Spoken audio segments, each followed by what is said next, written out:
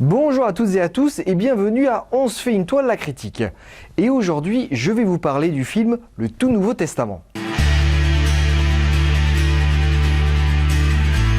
Pour vous résumer l'histoire, disons que Dieu existe et que malgré ce que pense le commun des mortels, il vit à Bruxelles. Il est colérique et odieux avec sa femme et sa fille. Oui, j'ai bien dit une fille, et surtout lui parlez pas de son fils, il a horreur de ça. Bref, suite au comportement ignoble de son père envers sa famille et envers les humains en règle générale, Ea, 10 ans, décide d'envoyer par texto la date de décès de tout le monde et de s'enfuir parmi les hommes. C'est un film de Jaco van der Mel et on y retrouve Benoît Poelvoorde, Yolande Moreau, François Damiens, Serge Larivière, Laura Verlinden, Catherine Deneuve, Marco Lorenzini et Pili Groin, ou Groin, je sais pas comment ça se prononce, je suis désolé. Tout d'abord, laissez-moi vous dire que je n'avais pas tellement entendu parler de ce film. Non, j'ai juste eu envie de le voir après avoir vu l'affiche. Et surtout en sachant que Benoît Poelvoorde jouait Dieu. Je ne regrette absolument pas mon choix parce que c'est un film très beau, plein de poésie et d'allégorie. Mais ce qui est intéressant, c'est que c'est Ea, la fille de Dieu, qui est au centre de l'intrigue. Elle veut apporter en fait le bonheur et la joie dans la vie des humains, au contraire de son père. D'ailleurs, c'est quelque chose qui choque beaucoup pendant le début du film. On voit la Genèse retracée, mais avec un œil neuf, selon la personnalité de Dieu. Et ce dernier n'est en rien comparable au texte de la Bible. Non, son seul objectif est de pourrir la vie des êtres humains en dictant des lois complètement idiotes.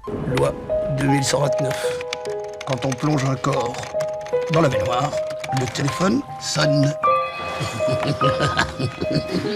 Loi 2218. La file d'un côté avance toujours plus vite. C'est dégueulasse ce que tu fais aux gens, tu les connais même pas et tu t'amuses à leur faire du mal. Et t'es mon numéro. N'importe qui ferait mieux que toi. En voyant ça, on comprend évidemment la réaction de Ea qui est de s'enfuir tout en donnant une bonne leçon à son père. Je cherche une petite fille avec des cheveux noirs un peu agités. Je tiens aussi à vous faire remarquer que les décors sont magnifiques, et spécialement l'appartement de Dieu et son bureau. Ça, franchement, c'est superbe. L'appartement, vous verrez, c'est très kitsch, très beauf.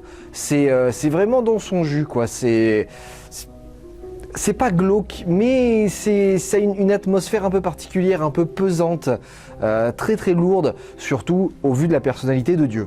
D'ailleurs, puisqu'on parle de l'appartement et de la famille de Dieu, il faut souligner le jeu d'acteur de Yolande Moreau, de Benoît Poelvoorde, mais aussi de Pili Groin, excusez-moi, mais je ne sais pas du tout comment ça se prononce.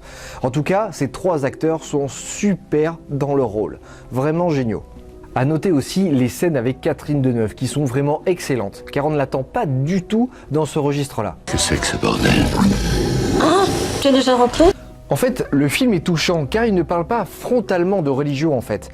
C'est plutôt l'humain qui prime et sa vie quotidienne. En fait, Ea va parcourir Bruxelles à la recherche de 6 apôtres pour écrire son tout nouveau testament.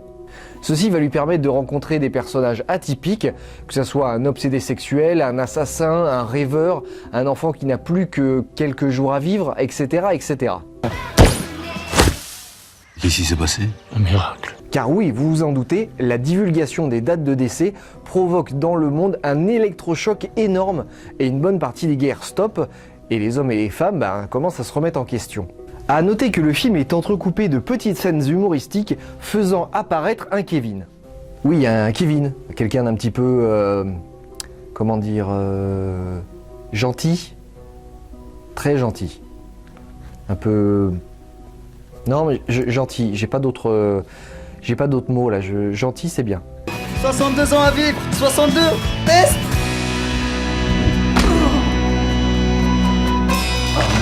Bref, pour conclure, disons que je vous recommande fortement de voir ce film, car il est drôle, touchant et permet de prendre un petit peu de recul et d'avoir une réflexion sur la vie. Après, c'est un film belge, donc il faut aimer ce genre d'humour. Si vous aimez par exemple Dick Henneck, des films dans ce style-là, ce film est fait pour vous. J'ai jamais dit ça. Mais l'autre là, il est parti en sucette. Hein. Tout ce qu'il a réussi à faire, c'est se faire clouer sur un cintre comme une chouette.